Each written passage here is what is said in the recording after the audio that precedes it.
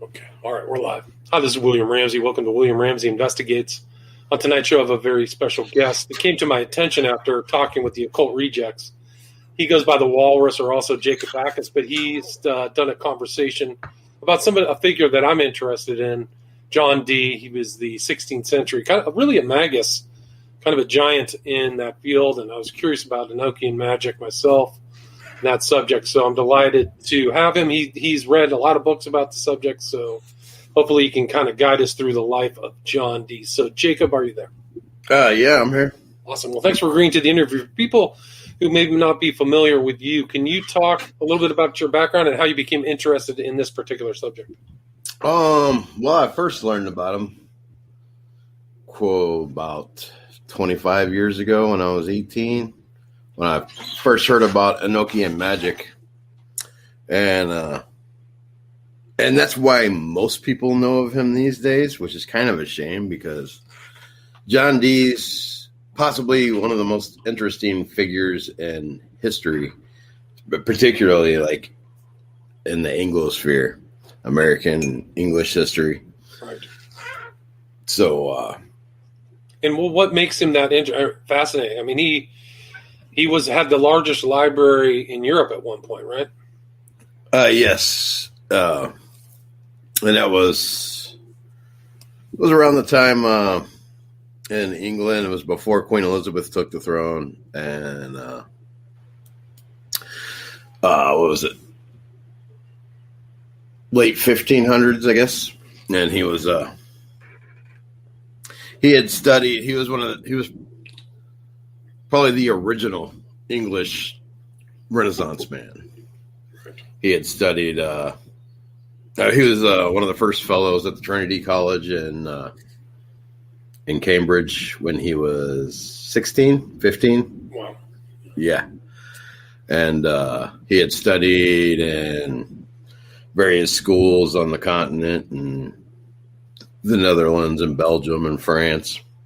Right, he had been to University of Paris teaching geometry, right? So yes, when he was 16. Right, wow. he was started out fast, right? Yep. Fast and he was when he was I think 15 or 16, around the same time. He because when he first started as because he was lecturing on Euclidean geometry in Paris at 15, and he went back to England and became one of the first fellows, one of the original fellows of the Trinity College at Cambridge. Right. And so at 16 he was doing he might have still been 15 actually. He was doing a presentation, and he learned a lot about optics, and he was a early pioneer in optics and had done this crazy like light show that went with the story and stuff. And that's when he first got the tag as a magician.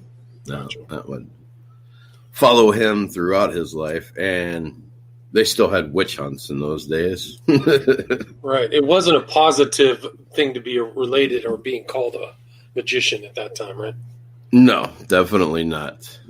Now, at the same time, he was a very devout Christian, Catholic originally. He was actually one of the proponents of, because in his lifetime, particularly in his younger days before Elizabeth took the throne, that was when the Catholics and the Protestants were kind of fighting for control over England.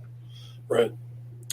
And so he actually got thrown in the Tower of London for a while for being Catholic as well. Oh, interesting. Because he got busted for, like, he was doing horoscopes for the Queen and Elizabeth before she was Queen. And that got him in trouble, right? Yes, for Queen Mary, Mary Queen of Scots, Bloody Mary. And then, as she's known now, and for Elizabeth before she took the throne, and he got thrown in the Tower of London for that for a while too. Yeah, but one of the interesting aspects is that he went in front of the notorious Star Chamber, right? So he was a contemporary of all these kind of interesting figures at that time, right? Sir Francis Bacon. Yeah, actually, him and Bacon were primary rivals, as it were. They would usually end up on opposite political sides in the English, and they were probably kind of the masterminds behind their political figures. You know, like if whoever John Dee would back, Bacon was usually on the opposite end of that, and they were. I think Bacon was a little bit younger. Like Dee was more well established by that time. Gotcha. But yeah, he was definitely contemporary because Bacon kind of straddles between John Dee and Shakespeare, which there's all kinds of mysteries about Shakespeare. A lot of people think he didn't really even write the works and stuff. Yeah, I'm willing to entertain that thought because there's so little information known about this actual person, Shakespeare. Right. You know, not too many pictures. And if you overlay, Manly P. Hall's book, Secret Teaching of All Ages, there's a picture of Bacon that looks exactly, if you overlay it with Shakespeare, it's a carbon copy, actually. You ever seen that? Yes, I have. And the other problems with the Shakespeare mythos is like, how does this person have a library? How does he have access to all this information and knowledge? And that's really like kind of definitive. It's like you would have to have access to all of this information to actually make those plays, and that much genius in that short a time. It's hard. It's unusual. Yep. And there's two big schools of thought on that, actually, which this could be a whole another episode we could talk about at some point. Right. But some people think that Shakespeare was really Francis Bacon, or Francis Bacon actually wrote the Shakespeare plays. More likely to me, one that I heard was that Shakespeare was actually a student of John Dee. And that's why there's no real record of his schooling and everything, because it was kind of a secret society, probably one of the earliest secret societies, and was John Dee's school there of students that he was teaching, and Shakespeare was probably his prize student. That one seems to make the most sense to me, especially wasn't Bacon also a head of a secret society or like a secret group? It was the Invisible College or something? Yes, I believe so. And eventually those two streams would kind of marry, but and it might even been like a false opposition where they're playing both sides. That's quite possible too. And they were probably more like friendly rivals than actual rivals, but they were the two greatest minds in England at the time, so they were definitely right. Yeah, they knew each other, were operating in similar circles, things like that. Yeah. But yeah. What's the story with Dee and the New World? Like, wasn't he instrumental in kind of he coined the term British Empire, right? Yes, he did coin the term British Empire, and this is actually exactly what I was watching before this to brush up on.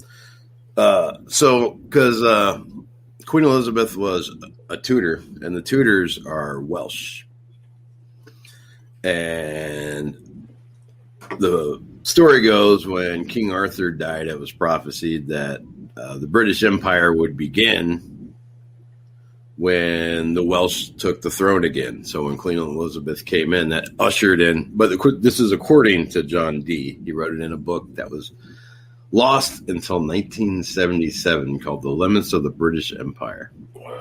Fascinating. Yeah. And that's actually some very interesting stuff, because John Dee is claiming at that time that King Arthur not only ruled England or Great Britain, but also Ireland, Iceland, Greenland, great parts of Europe, into France and stuff, and probably the Low Countries, Belgium and the Netherlands, and parts of America, mostly like Labrador and Canada, kind of area, but. And then he lists several other. This is kind of how they established their. This is how Britain establishes their claim in America is essentially through John Dee's work in the limits of the British Empire. Yeah, so like everybody who's in the New World has some kind of like past genealogy going, not physical, but ideological back to Dee, right? So we're all here in the New World in part because of Dee's expansionism. Oh, definitely. And Dee, like later in life when he was traveling through all the various royal courts, particularly in Germany, because he spent a lot of time in Germany,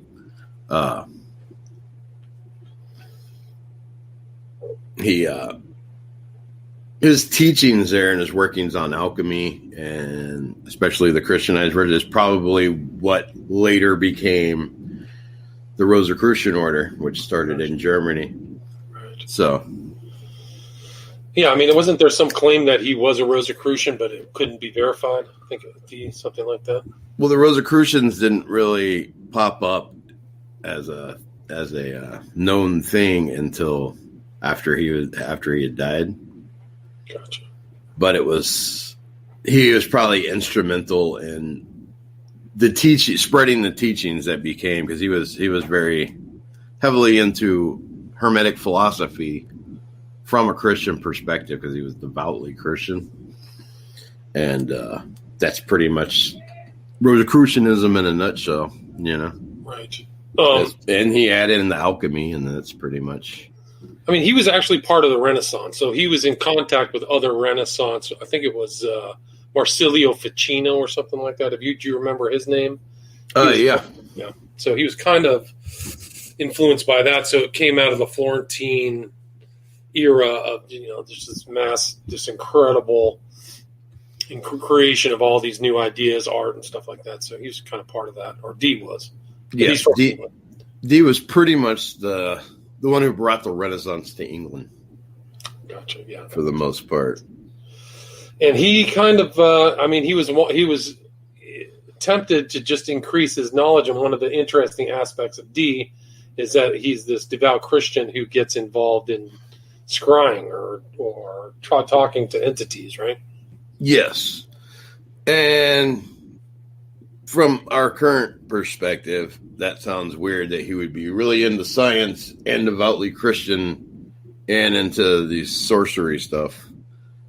But in his time, especially to him, there was no divisions of knowledge.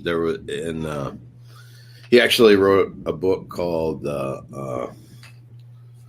Monad Hieroglyphicus, I believe is the name of it. Monus Hieroglyphica, right? Monus Hieroglyphica. I got it backwards, but but he wrote that, and basically it's about a glyph that he was basically his shorthand for the entire universe, where it just talks about the unity of all knowledge. So that was his and that's why. So yeah, he lived at Mortlake and had the biggest library in England for sure at the time. Right, that's just outside of downtown London, right? So he's in London. It's on the Thames, yeah. So, yeah. And can you talk about how he got into this whole scrying and what he did, what the techniques he used to communicate with these beings or entities or whatever? Yeah. So probably what happened as he's studying in all these places throughout the continent and everything, he probably came across quite a few of the medieval grimoires, I would imagine. And so, like I said, towards later in life, well, not too late in his life, but fairly late, it was probably about 50 or so, he got interested in wanting to contact the angels. And he had tried a few different scryers up that didn't really work out up until the time Edward Kelly appeared. And then it was either the day before, I think it was the day before Edward Kelly got there. He said an angel had left a It's a polished obsidian mirror Uh, in his window that he called the shoe stone that they used to scry. And so when Kelly came, like I said, it was either, I can't remember if it was the day before Kelly showed up or Kelly showed up, they did the ritual, and the next day the shoe stone showed up. It was one of the two. And that was instrumental in them contacting. So at first they contacted, I believe it was the Archangel Uriel. mm-hmm. And although it's very questionable if that's actually who he contacted, because right. That's the open question. Some people are saying, is he talking to angels or is he talking to other non-angelic entities, right? Right. And the thing about Enochian magic, like these days, it's connected to a lot of things within the UFO sphere. Interesting. I didn't know that. And so from our modern, and that's probably largely because of Crawley, because that's basically looking at it from a modern materialist perspective. While in John Dee's time, he was looking at it from a Christian idealist perspective. Right. And he was like preparing himself to scribe by fasting, prayer. So it's not like he was going into that, even though the Bible, the Old Testament, prohibits this type of behavior, but he was thinking of it as a Christian, right? Yes. Well, and Supposedly. And he was not scrying. That's what Kelly was doing. Edward Gotcha. Kelly was doing. Well, can you talk about what they did to do it, like what their technique was, how they would arrange it? Right. So the records are a little murky because when he was writing it down, you probably didn't admit that you had these grimoires. So, but they did a ritual when Kelly showed up to contact the Archangel. I think it was Archangel Uriel. And but the way it went is that Kelly would look into, or one of them would look into the shoe stone in a hat, and then somebody would record what he was seeing, right? Wasn't Yes. that the technique? John Dee would do the ritual that would summon the entities. I'll just put it that way right. That would summon them, and then Kelly would look into the shoe stone inside the hat. And then it later got more complex as they went. They gave him more and more advanced instructions on how to contact them better and stuff. But Because they moved into a board, right? They got a secret language, the Enochian language, and then they had it in a board. And then, so later things, it's kind of important to establish because these modern day magicians are using that same technique. Right? exactly, because he had there's like the table that they put it on, right, that has these tables of Enochian figures from which are derived the names of the various Enochian kings and governors. And right. The reason I'm trying to get that out is because Joseph Smith and Sidney Rigdon at the foundation of the Mormon faith did the same thing. They were practicing John Dee's magic. yes, The same manner. They're looking in the hat. Rigdon was the guy, or one of them was staring in and the other was writing it down. And then Crowley and his sidekick, Newberg, did the same thing, taking John Dee's books into the Algerian desert. And then the same thing happened with L. Ron Hubbard and Jack Parsons. And they got all working. They brought the Enochian stuff. So, and that's just the ones that we know, right? That we know of. Well, yeah, that's common knowledge. I'll put it More that way. Right. Well said. Because the Golden Dawn, that was the Enochian was a big part of their system. That's how Crowley learned it. I didn't know. And that was part of the English underground. Now, I'm not sure if they got that from the Rosicrucians in Germany, Right. or because the Golden Dawn was founded from contact between people in England and McGregor, Mathers, and all them. Right. And the Rosicrucian order in Germany, which they're kind of vague about, of course. But right. So this is now a part of Western magical esotericism, is the D techniques, the Enochian callings and stuff like that. Like Crowley read out all the ethers and stuff like that. There's records of, right. So they were transferring through an aether. Can you describe, or do you know the meaning of an aether as opposed to, like, it doesn't mean the same as dimension, does it? Or does it? Do you know? Because there's like 24 aethers, right? Yeah, it's the technical definition of dimension is definitely not. Doesn't mean that. Mm-hmm. But the kind of popular, not real definition of dimension, when people say, "Oh, from another dimension," like meaning like a parallel world isn't the exact word, but another realm, maybe? Another realm, yeah. Another realm is, or plane of existence is how I like to describe them. Gotcha. And basically the way the Enochian system works is that the ethers are kind of like layers of an onion.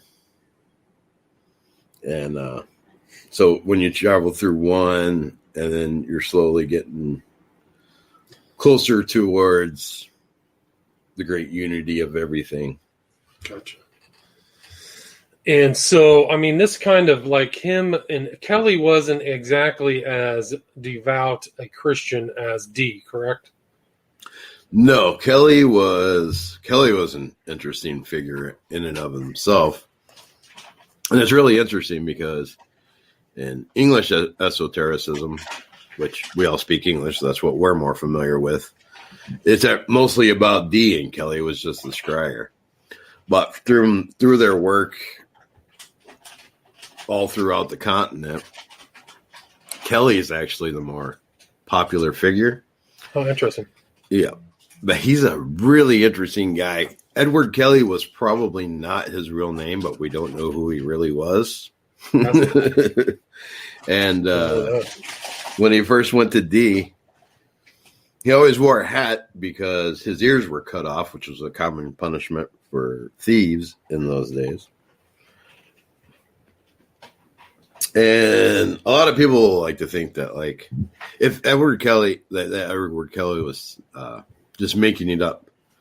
But if you look at the Enochian language system, it has its own structure that's like linguists look at it and like, wow, this is an actual really developed structure that isn't related to any other language on Earth. Right. So, yeah, it's totally unique. Yeah. But it has its own grammar and its own structure and everything. So Kelly thought he was an alchemist who thought he had the Philosopher's Stone too, right? So he made some pretty bold claims. Yes, and that's actually why he is the more popular guy in European or continental esotericism. And that's basically when they were traveling around, they were contacting the angels, or quote unquote angels, the Enochian entities would be the best way to describe them. I wouldn't call them angels. And later, D's like, I don't think these are really angels. Yeah, well, I mean, maybe we can talk about his travels on the continent. I mean, because he was with Kelly taking these angels, but they were telling him to do stuff, and so-called angels, I should say, right? Yeah, so-called. And they were telling him a lot of things. Like, basically, they were telling him that they went to the court of Rudolph the First in Germany. Mm-hmm. And the idea was that Elizabeth, who was unmarried at the time, and Rudolph were going to get, the angels were telling them that Elizabeth would marry Rudolph and they would create the first Hermetic empire, which obviously did not come to pass. And Rudolph had actually, Dee had already left for a little while and went back to England. Kelly was still in the court of Rudolph and got locked in a tower that because he said he had the Philosopher's Stone. And there is some indication that he did have the Philosopher's Stone. Actually, and that was his claim to fame when he met Dee, too, was that he had the Philosopher's Stone. He had this red powder that was supposed to be the Philosopher's Stone. Interesting. Yeah, because they were all trying to transmute materials back then. That was part of the alchemical process, right? Which became a kind of a spiritual process after they figured out they couldn't do it. Well, that's like people think it's turning base metal into gold, but that's just one aspect of it. It's transmutation of physical substance, basically, from one thing into another. Right. And that operates through spiritual principles. So then, like, the idea behind it is that you could only, that's why it's called the Philosopher's Stone, because it's not just a physical process. It's while you're doing the physical processes, there's also internal processes within yourself that are purifying you as you're purifying the substance. And so it's kind of both. And nowadays, people tend to focus more on the spiritual alchemy, the more internal aspects of it, because that's probably more useful. Well, if you could actually figure out how to transmutate one thing into another, that would be pretty useful as well. Very useful. But but the biggest focus within alchemy circles generally is on the spiritual processes these days. Right. So, eventually his communication with these angels led to wife swapping, or the so-called angels, I should say. Yeah, that was actually early on. Oh, okay. When they were still at Mortlake in the early processes. That was pretty, and that's kind of some of the interesting stuff too, because you can read all their notes about it because it's published. John Dee. What passed between John Dee? I forget the exact title of it, but let's see. I think it's one is what's the name? True and Faithful Relation of What Passed for Many Years Between Dr. John Dee and Some Spirits. So they don't even call it angels either. They just call it spirits. And that was John Dee's title.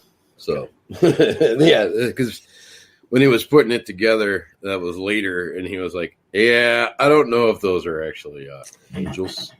Well, so no angel would. I've never heard of angels and wife swapping in the same sentence, but I've heard of demons, or evil spirits. Right. Like, and when you're reading the stuff, like, so obviously it didn't all come from Kelly, or Kelly is a crazy genius that never got recognized to be able to, off the top of his head, create this incredibly elaborate, fully functional language that has its completely own system of everything. Right. And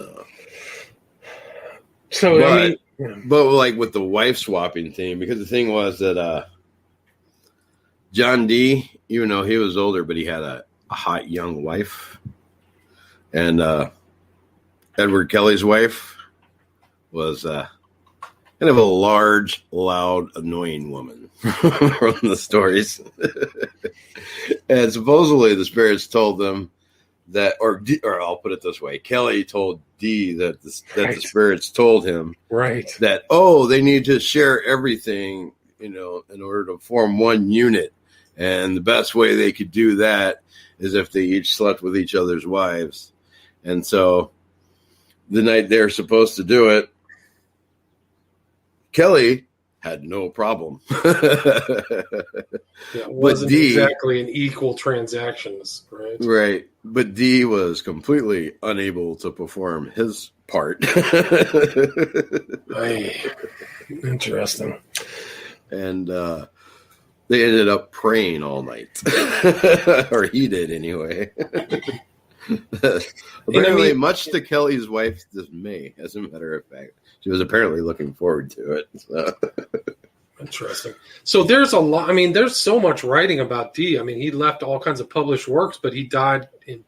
Didn't he? Wasn't there a story of Dee confronting or being confronted by the devil in Manchester? Have you heard that?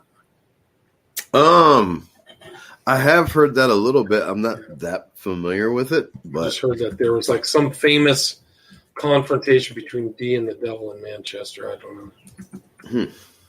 I'll actually have to look into that one. That's the thing about John Dee is that, like I said, I first heard about him 25 years ago because of Enochian magic, and just the more you learn about him, there's just never a shortage. Like everything that has, he's probably the most interesting historical figure ever. He had a hand in pretty much everything in the modern world. As my late friend Tracy Twyman used to say, it's John Dee's world. You're just living in it. Right. Interesting. And also, like, there's a kind of a thing of where they were also raising spirits too, right? I think there's a kind of somewhat infamous picture of them, of Dee and Kelly sitting inside a magic circle raising spirits. Have you ever heard anything like that? Well, I mean, that's what Enochian magic is. Okay. Raising the spirits. And so that's what Crawley was practicing, and he was contacting Lamb that looks just like one of the Greys, except without the black things on the eyes. Oh, fascinating.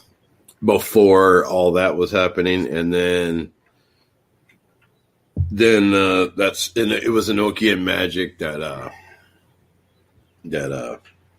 L. Ron Hubbard and Jack Parsons were performing in the Babylon ritual. That was an Enochian ritual. Right. And that pretty much ushered in the UFO age. So. Yeah, what, it was 1948 when they were doing that or something like that? 47? 47, I think. Right. So he was, they did that ritual. Then Hubbard created Dianetics 48 and 50. It was Scientology. I think the story of Dee it was in Cheltenham School's library. He supposedly conjured Satan. And you can find the table in the audit room where there's a burn mark allegedly made by one of the hooves of the devil. See, and that's okay. I do know what you're talking about now, and that was probably more of a smear campaign against him, because that was during a period of. I think that was around the time he was backing Queen Mary, and that was a very tumultuous point in English history, and so. Have you ever seen the picture of Dee? It's a painting of him in front of Queen Elizabeth, and he's performing an experiment or a ritual. Have you ever seen that? Yes. Yeah, very familiar with that one. Can you talk? Do you know much about that story or the story behind that? Well, he was Elizabeth's primary advisor. He was her court philosopher, was his official title. Well, he performed astrology for her. He, which he'd been doing since before she was queen, and even got locked in the Tower of London for it for a while. But he was her closest advisor. He was also one of the first spies and secret agents, because when him and Kelly were going around the continent, traveling to all these different, the court of Rudolph, for a while they were in Isabella and Ferdinand, Spain, I believe. Mm-hmm. No, would have been. But they were in Spain for a while, or in France, all over the place. And like John Dee was the original 007. That's where 007 comes from. Is he used to sign his correspondences to Queen Elizabeth with 007. So, and he was obviously he didn't invent cryptography, but he did a lot of work in cryptography at the time, and invented all kinds of crazy ciphers that some of them they still use today. And he was really instrumental in steganography, if you know what that is. No, define that. Right, like cryptography is where there's a message and it's encoded, but you can tell there's a message that's encoded. Steganography is where the message is in plain sight, but nobody would even realize it's a message unless you know what it means, and then it's speaking loud and clear to you. Right. It's like a message within a message, right? Yeah. Yeah. Which is, yeah. So, like, if you know what they're talking about, you'll see it right away. But otherwise, you won't even notice that there's something there. So, right. And didn't D have something to do with like involvement with the Spanish Armada not being successful? Or do you know? Are you familiar with that story? yes, very. As a matter of fact. Well, can you elaborate on it? Yeah. And that was through an Enochian magic ritual. I'll say allegedly, but I have reasons to believe that is accurate. But he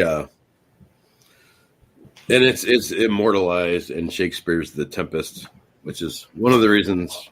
As a matter of fact, really, if you're interested in the non-Enochian magic stuff about John Dee, there's a guy named James Allen Egan, who he actually runs the Tower Museum of Newport, Rhode Island.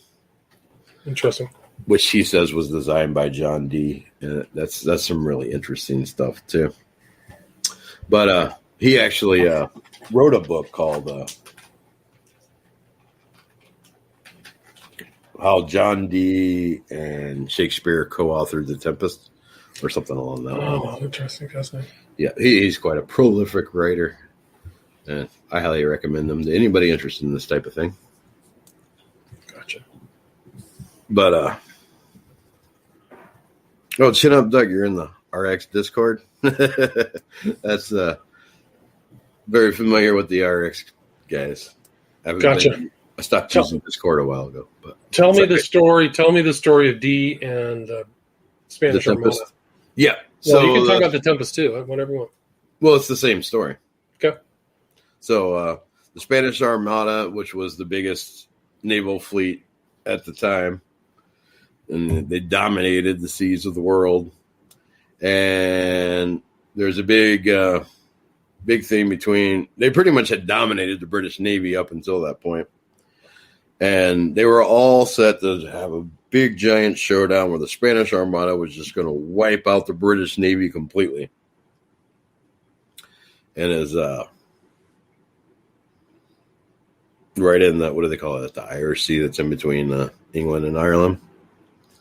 And so they were right off the coast there. And because the majority of the British Navy was in port there, and the Spanish Armada was just going to come swoop in and tear it apart. And the night before that happened, allegedly, Dee performed a particular ritual, and a giant storm appears and sinks the majority of the Spanish Armada. And so then the British Navy easily defeated the Spanish Armada, and that's why the British Empire happened. Because the Armada went down in size, right? And then the English grew, correct? The English. Right. Because it only sank the Spanish ships, and the British ships had somehow managed to escape it without any casualties. And so what was left of the Spanish Armada was easily defeated by the British Navy. And that was how the British Empire really became a big thing. Right. I mean, and there was the contest for the New World was taking place there, so it opened up a lot of routes for England. So there's a lot of consequences for after the Spanish Armada pretty much failed to invade England, which is pretty bold. We are at 40 minutes. I have another conversation I got to do here pretty soon. Is there anything you'd like to add? Anything I missed, or do you want to talk to people about social media, where people can contact you if you're interested? If they're interested. Yeah, I've been doing a lot of. Well, you've actually been on NY Patriot and the Occult Rejects Been working with them quite a bit recently, and then I have my own show, What's the name of that? That's called the Friend Report. Friend Report, FRENREPORT, and we're on D Live and Trovo. We do a show 5 nights a week. Nice. How's D Live working out for you? It's pretty good now. What was wrong with it? Well, after January 6th, we talk about a lot of political stuff too. Gotcha. And after January 6th, they had demonetized everybody, so that's how we ended up starting on Trovo. But I just kind of restreamed to both, and but now they've remonetized, so everything is interesting. I got punted off of YouTube after January 6th. So yeah, I stopped streaming on YouTube right around January 6th, and I just privated all my videos so they didn't kick me off. But I just use it as like a repository. I don't even care if they got rid of it when I stream. I just use it, and then I got copies of everything. Yeah. Yeah, well, that was a great conversation. The name again is Jacob Bacchus, or the Walrus, and it's the Friend Report, you said? Yes. FREN? Yes. Gotcha. The Friend Report. And we talked about John D., the original 007. Thank you so much. Have a great day. You too. All right, take care.